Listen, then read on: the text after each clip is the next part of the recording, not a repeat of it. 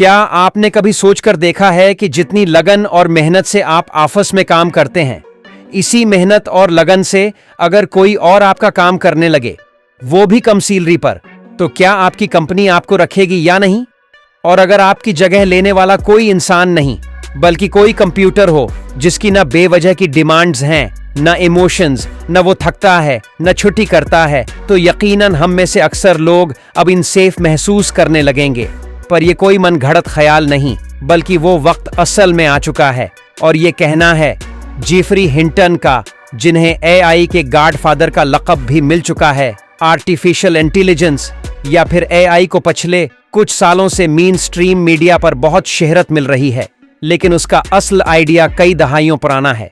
सबसे पहले 550 में साइंसदानों ने ऐसी मशीन बनाने का सोचना शुरू किया जो इंसानों की तरह सोच सके। पर मसला ये था कि ये कैसे पता चले कि मशीन वाकई इंसान की तरह सोचने लगी है।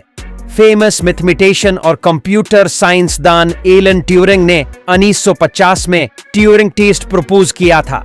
इस टेस्ट का मकसद था कि अगर इंसान और कंप्यूटर के जवाब में कोई तीसरा इंसान फर्क न कर सके तो उसका मतलब है कि मशीन ने ट्यूरिंग टेस्ट पास कर लिया है।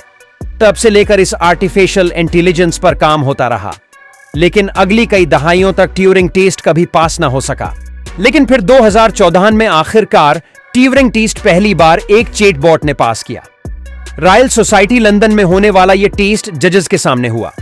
इन जजेस का सामना एक चीट प्लेटफॉर्म पर 13 साला यूक्रेनियन लड़के से करवाया गया। कई सवालात करने के बाद 20 में से 50 जज ने कहा कि यह वाकई इंसान है, जबकि असल में वो योजेन गोस्टमीन नामी एक एआई चैटबॉट था। शुरुआत में एआई बहुत बेसिक हुआ करता था, जैसा कि चीज खेलना या फिर मैथमेटिकल प्रॉब्लम्स को सोलो करना। लेकिन पिछले कुछ सालों में खासकर डीप लर्निंग और न्यूरल नेटवर्क की डेवलपमेंट के बाद एआई ने ऐसी तेज रफ्तार पकड़ी है जिसकी किसी को उम्मीद नहीं थी। और उस तेजी को परवाज चढ़ाने वालों में से एक अहम नाम है जेफरी हिंटन, जिनको एआई का गॉडफादर भी कहा जाता है। जेफरी हिंटन वो शख्स हैं जिन्होंने गूगल में 10 साल तक एआई पर काम किया, और जब उनको लगा कि ये चीज इंसानों से ज्यादा इंटेलिजेंट हो सकती है तो उन्होंने गूगल जैसी कंपनी को छोड़ दिया, सिर्फ इसलिए ताकि वो खुलकर दुनिया को उस खतरे से आगाह कर सकें। जेफरी हिंटन ने आर्टिफिशियल इंटेलिजेंस, खासकर न्यूरल नेटवर्क्स और डीप लर्निंग के फील्ड में ऐसे काम किए हैं जो आज के मॉडर्न एआई मॉडल्स की बुनियाद बन चुके हैं। Back propagation algorithm, neural networks और डीप लर्निंग के साथ साथ हिंटन कई मशहूर एआई साइंसदानों के मेंटर भी रह चुके हैं, जिसमें मेटा के चीफ एआई साइंसदान यान लकॉन और योशुआ बेंजियो भी शामिल हैं। इन तीनों ने मिलकर 2018 में ट्यूरिंग अवार्ड भी जीता, और इसी वजह से उनको गॉडफादर ऑफ डीप लर्निंग कहा जाता है। जेफरी हिंटन का सीधा कहना है कि इंटेलिजेंस में इंसान अब दूसरे नंबर पर आ चुके हैं, क्योंकि पहला नंबर एआई ने हड़प लिया है। इसी तरह हिंटन के मुताबिक एआई, जो फिलहाल इंसानों का काम आसान करने के काम आ रहा है, बहुत जल्द ये पूरे के पूरे प्रोफेशंस को खा जाएगा।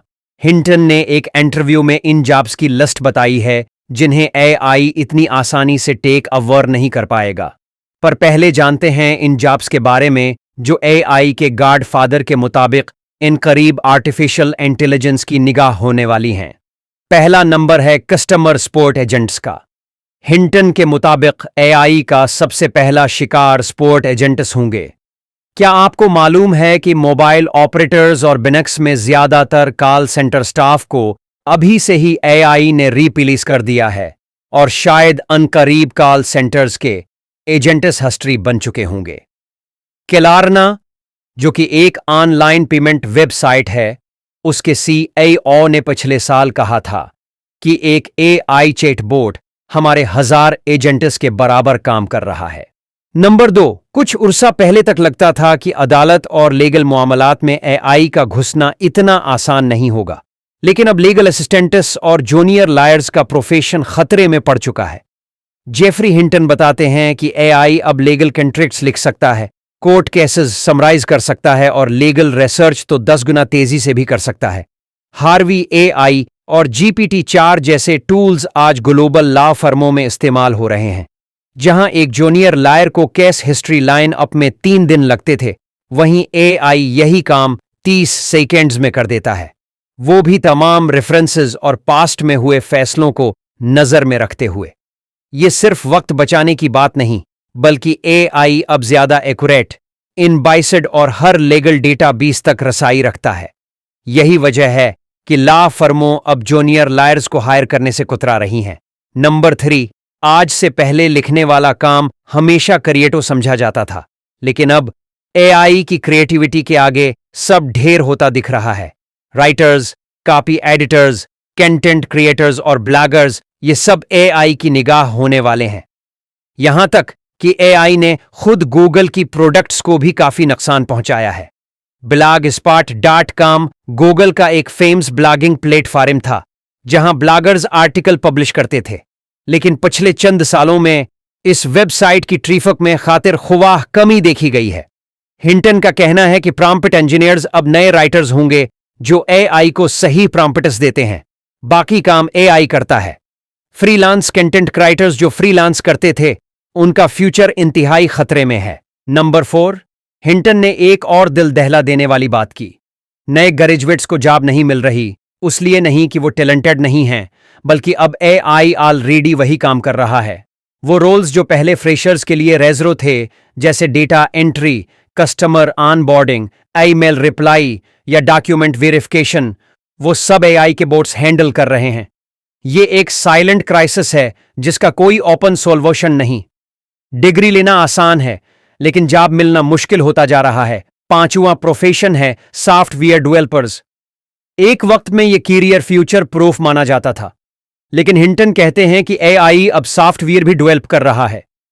रिपल्ट एआई और गटहब को पायलट जैसे टूल्स ऑलरेडी डेवलपर्स को रिप्लेस कर रहे हैं। अब एक आम शख्स जिसका कोडिंग में कोई एक्सपीरियंस नहीं, वो सिर्फ एक प्रॉम्प्ट लिखकर वेबसाइट डेवलप करवा सकता है।